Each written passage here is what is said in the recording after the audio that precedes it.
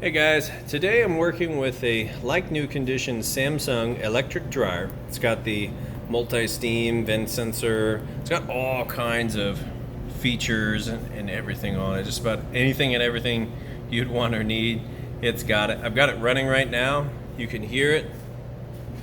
Sounds great. Nice, super smooth operation. Nice bright light on the inside. You got your lint trap, all that good stuff. Everything works perfectly. We'll hit go. Then I'm going to show you that it is in fact heating like it's supposed to be. Little temp sensor gun here. In between your two red dots, it's gonna measure the temperature. So it's about 76 degrees on top of the dryer. Let's check the floor here. It's about 73. So we'll go ahead and open this up. I'm going to shoot it right inside the heating element tube. You can see plenty of heat coming out of there.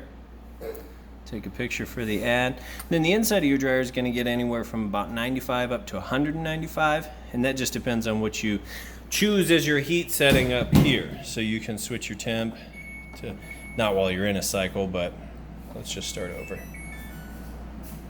So if we hit on, choose, so you could go normal. Let's see, hold on. Manual dry, time dry. Then you can change your heat settings. Otherwise, you can just stick it on normal or these auto features over here.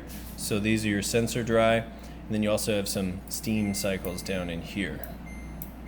And all you do from there is you just hook an additional hose, a cold hose going from your washer over to your dryer. It's just a little one splitter and an extra hose. Runs right over to the dryer, and this is all automatic. So all you have to do is set it here and hit push go. It takes care of everything else. Super easy to use. So